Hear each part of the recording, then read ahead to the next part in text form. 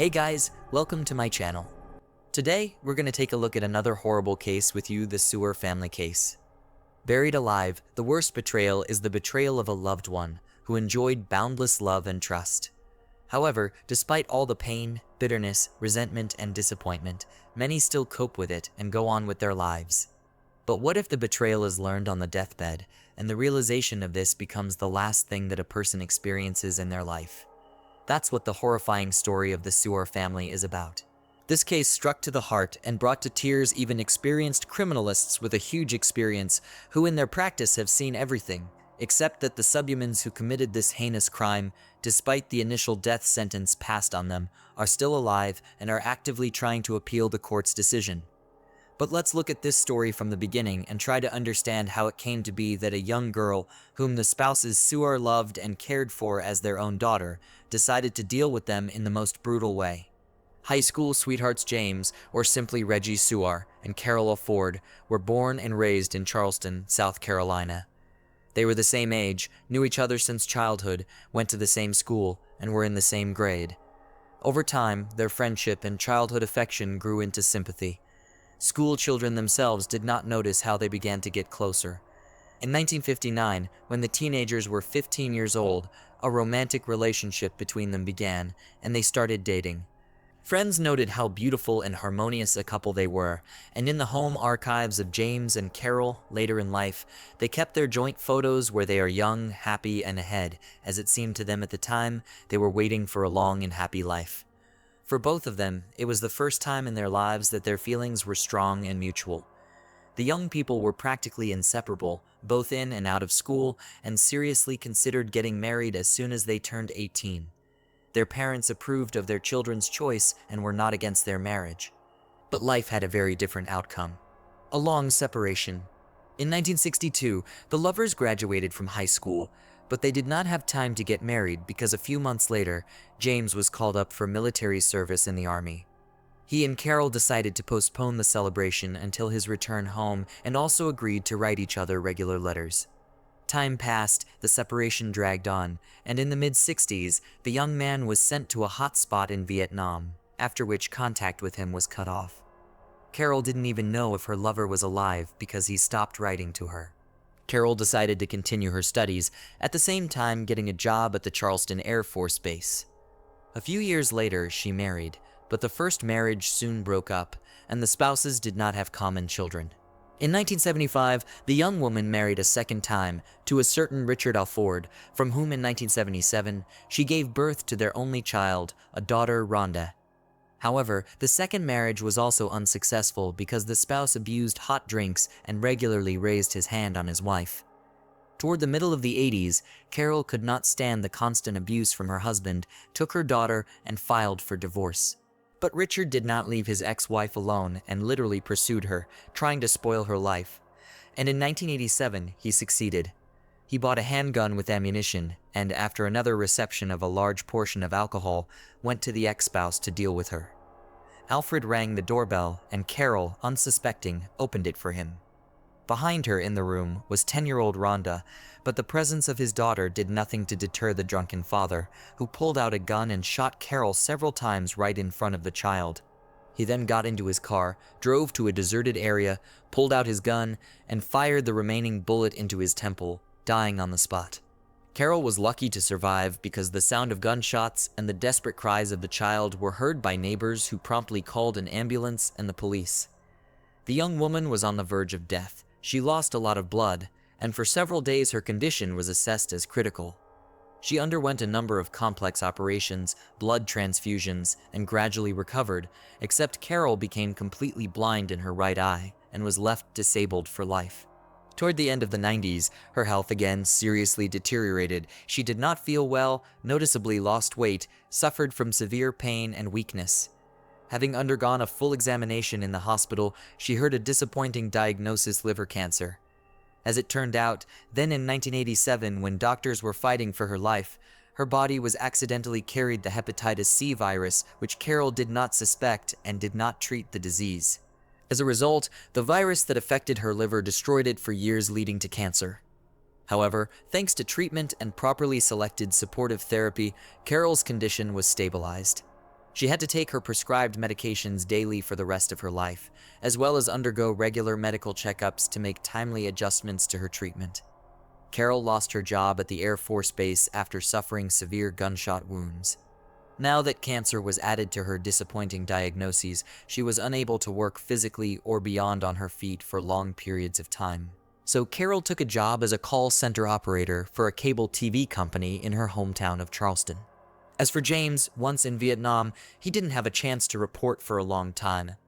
The war dragged on, the man was severely wounded, nearly losing his leg, and spent an extended period of time in the hospital. His name was mistakenly included in the lists of the dead, so even his relatives thought that he was no longer alive. Suar was lucky enough to survive and return home. Years later, by that time the connection with Carol was long lost. She had changed her place of residence, married, and also believed that her first lover had died in a hot spot. Soon, James married, but because of the injuries he received in the war, developed diabetes and a number of other chronic diseases. He was never able to become a father. A few years later, the marriage broke up, and he has lived alone ever since. James took a job as a simple laborer on the local railroad and no longer expected from life pleasant surprises. The voice sounds painfully familiar. In the fall of 2000, Carol was having a normal workday, answering phones and giving advice to customers. When the young woman answered another such call, she heard a familiar voice that sent shivers down her spine. She immediately recognized her first high school love, but she was afraid to make a mistake because she thought James was dead. Carol answered all the customers' questions and then suddenly turned to him, saying his full name. There was silence on the other end of the line. Then the man timidly asked how she knew his name. Carol burst into tears in response and replied that she was the girl he had dated in high school that he had once wanted to marry. For the next few minutes, they both just cried into the tube, unable to utter a word. Then they found out that they still lived in their hometown and agreed to meet the next evening. The meeting, 38 years later, according to Rhonda's recollection, her mother came home from work that day, excited, looking like a lovesick schoolgirl, and talking non-stop about James. The next day, Carol prepared for the date, trying on dresses, doing her hair and makeup. Carol realized that she was no longer the young beauty James Suar remembered her to be, but she wanted to look good and win back the heart of the man she had once been in love with. It was an exciting meeting for both of them, for the couple had not seen each other for 38 years. They talked about everything in the world and could not talk enough. They told each other about the joys and sorrows of their lives, about failed marriages, about work, about health problems, and remembered how happy they were once together. Their old feelings flared up again. James and Carol were eager to make up for the lost years. They began to see each other every day, and after just a couple of weeks, they decided to move in together and start living together. 5 months later, the couple married, and Carol moved into her husband's home in the Riverland Terrace neighborhood. Family life and troublesome neighbors. The couple first resided in their native Charleston, South Carolina.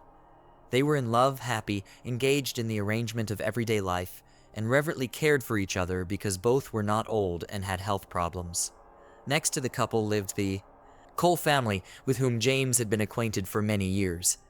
The head of their family, named Stephen, had also once fought in Vietnam, was severely wounded, and remained confined to a wheelchair. His wife, Natalie, disappeared at work, and afterwards did not hurry home at all, preferring to spend time in the company of friends, somewhere in the bar. Their daughter, Tiffany, was left to her own devices from a young age, often hanging around on the street with nothing to do and no money for even small pocket money. When James and Carol first started living together, Tiffany was still in high school, and good-natured Carol immediately sympathized with the neighbor girl. She genuinely felt sorry for the schoolgirl who was actually unwanted by her own mother. Carol, for 5 years, in every possible way, patronized Tiffany, invited her to her family lunches and dinners, where delicious food periodically bought the girl clothes, and even gave money for small expenses. Carol treated her like her own daughter, surrounded her with care and attention. When in 2004, the Summers decided to sell their car, a brand Chevrolet Lumino minivan, Tiffany asked if she could buy it from them in installments, since the girl had no money, and she needed the car like air. The couple decided to give her the vehicle for next to nothing. The agreed amount was ridiculous, which was divided into a dozen payments and stretched them over a whole year. A forced move and a mysterious disappearance in early 2005. The Summers decided to move to the sunny state of Florida. It was a forced measure because the health of both spouses deteriorated markedly, and doctors recommended that they move south and closer to the ocean. By that time, they were both retired, so they decided to make a drastic change in their lives. Carol and James sold their spacious home in Charleston and acquired real estate in Jacksonville, the largest and most populous city in Florida. They also purchased a new Lincoln Town car. The Rhonda Cole couple were extremely happy and settled in a new place, making plans for their future life together. Every day, Carol called her adult daughter Rhonda, to whom she told her about everything that was going on in her life, shared her thoughts and plans. Therefore, the girl was very surprised and excited when one day in June 2005, her mother did not call her and did not answer her call. At first, Rhonda chased the bad thoughts away from her and hoped that everything was all right with her mom and her husband and that they would call her back soon. But the next day, the situation was no different. Rhonda called her mother and James' cell phones every half hour, but the phones were now unavailable and the answering machine on her home phone went off, but all messages went unanswered. On the third day, Rhonda decided to drive herself to another state to see if her mother and stepfather were okay. She left early in the morning and was on the road for about 5 hours before she reached the Summers' home. The first thing Rhonda noticed was the absence of a car, but that was only the first oddity. When the girl went to the front door, she found that the door was ajar. The house was quiet and there was a light on in one of the rooms, even though the sun was shining brightly outside. Rhonda called loudly for her mother and James, but there was no answer. Then she went into the kitchen, where she saw a table set for two, with food that looked like it had been there for at least 3 days. It looked as if the owners had gathered for dinner, but had suddenly abandoned the meal and gone somewhere else. In addition, the house itself was a mess, with things strewn about and some doors and cupboards left open. It seemed as if something had been searched for, but what was it and who was it?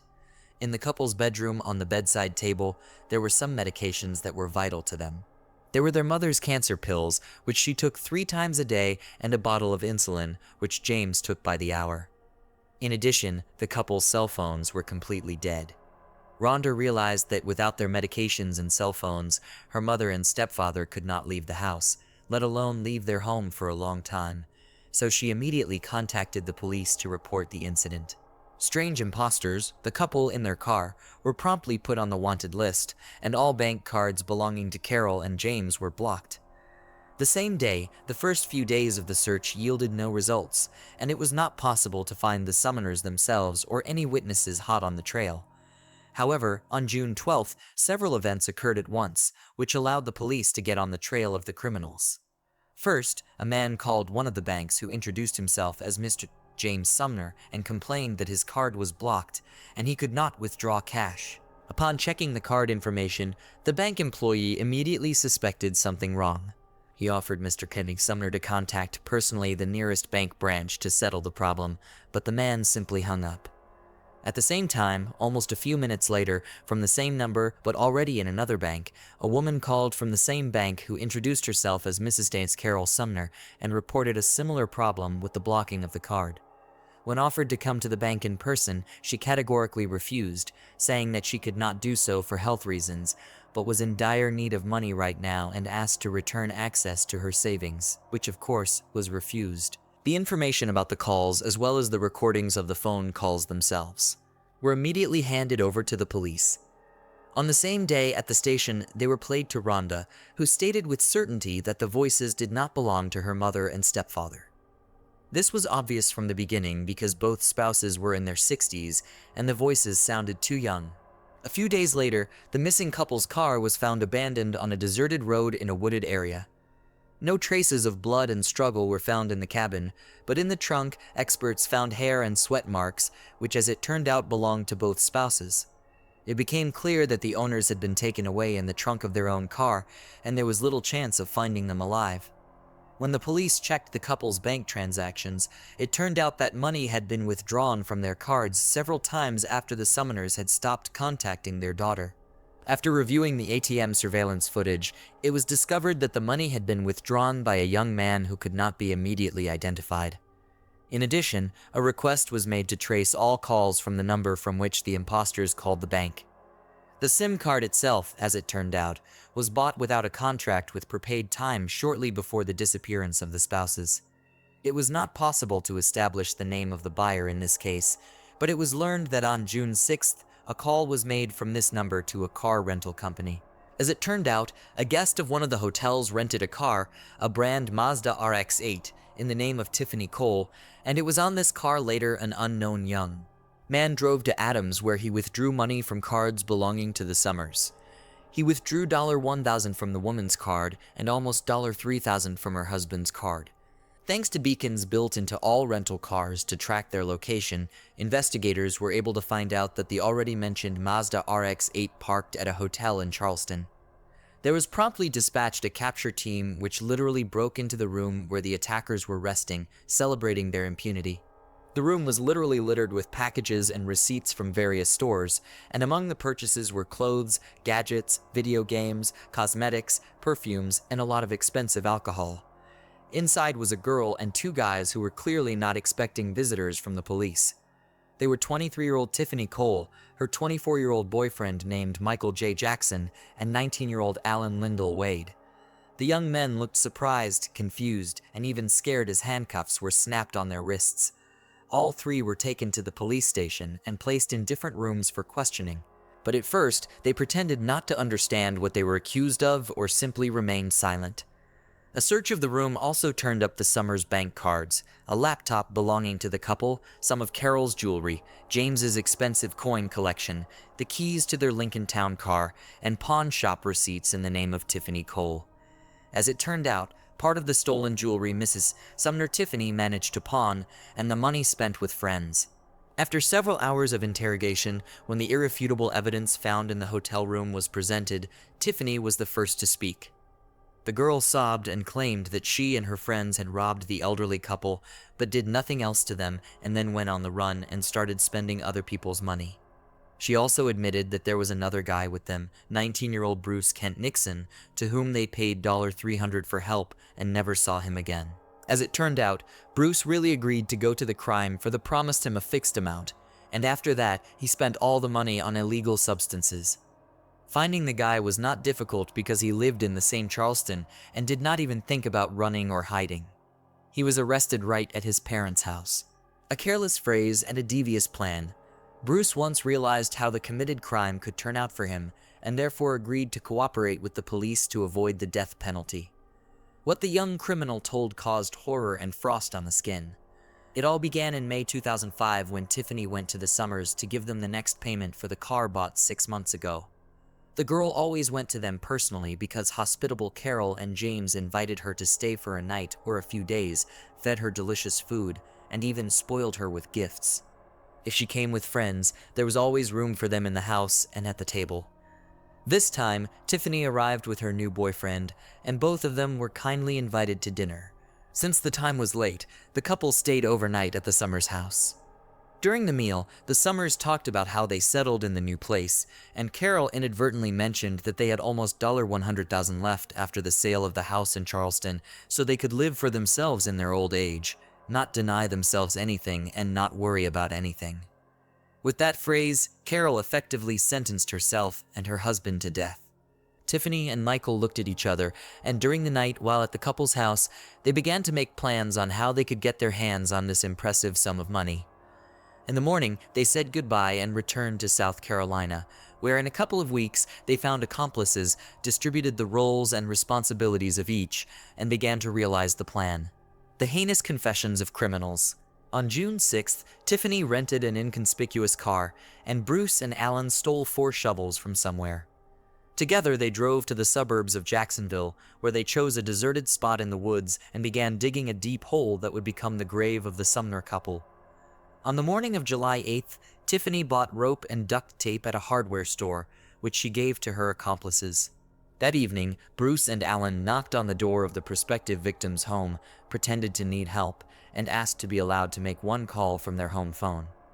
Carol thought these young men were strange, but she let them in nonetheless, figuring they really needed help. Once inside, they immediately attacked the defenseless woman and her husband, who came running to her screams, threatening them with a toy gun.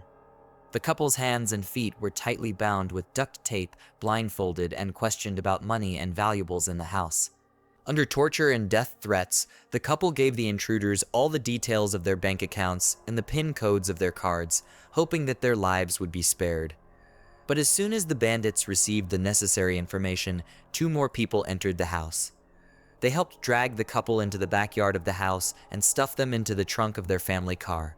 The murder, driving the Lincoln, and in the front seat were Alan and Bruce, and behind them, in a rented Mazda RX-8, were Tiffany and Michael. In case they encountered a police patrol on the way who would have intended to stop the car with the couple in the trunk, the second car should have diverted their attention to themselves by accelerating sharply or flagrantly breaking the rules. However, there was no one in their path, and both cars made it to the scene unharmed. In the trunk, James managed to free his arm and remove the bandage and duct tape from his face, and also from his wife's face so she wouldn't suffocate. But there was nothing else they had time to do. What was their surprise, bewilderment, and shock when the trunk lid opened, and the couple saw among their captors Tiffany and her boyfriend who had recently visited them. The Sumners were led several dozen meters through the woods to a grave prepared for them, after which they simply pushed them there. The couple desperately pleaded for their lives, but the young criminals decided otherwise, killing the couple in the most brutal way imaginable, burying them alive. According to Bruce, they covered them with earth for about an hour, and the whole time the bound elderly people cried, confessed their love to each other, and said goodbye. As the examination later showed, the spouses died of suffocation, and in their mouths, respiratory tracts, and even stomach were found pieces of soil in which they were buried. Having finished their gruesome work, the outlaws abandoned the Lincoln in the woods and returned to town in a rented car. They went to the Sumner house, where they took all the valuable things they could find, and then returned to South Carolina and began to spend the loot. However, after 2 days, the stolen cards were blocked, and after another 4, all participants in the crime were taken into custody. The only one who, from the beginning, fully admitted his guilt and agreed to cooperate with the investigation, hoping for leniency, was Bruce Nixon. It was he who showed the burial place of the spouses and told in detail about everything that happened on that terrible night. Tiffany claimed that the initiator of the crime was her boyfriend Michael, who had lost his mind when he heard about the fabulous amount of money that remained with the Sumners after the sale of the house. Her lawyer insisted that the girl was a wingman and was not directly involved in the murder. Jackson, Tiffany, and Lindell preferred to remain silent, but the collected evidence spoke eloquently for them. The jury did not believe in the innocence of Tiffany Cole because she took part in the development of the criminal plan, rented a car, and came up with a diversionary maneuver if they were suddenly chased by the police, helped dig a grave for the spouses, and after renting stolen items in the pawn shop and happy to spend the won money. This was evidenced by a lot of photos taken by her in the purchased clothes and in a limousine which the criminals rented to celebrate their success. As a result, Bruce Nixon was sentenced to life imprisonment without the right to ever be released, and Jackson, Tiffany, and Lindell were given the death penalty. The criminals filed multiple appeals and grievances, but they were all denied, and the sentence remained unchanged. Except that in 2023, 18 years after their atrocious crime, that very same death sentence was never carried out. Thanks for watching, guys. Subscribe to the channel, and don't forget to click on the bell not to miss new stories from around the world. See you soon, take care.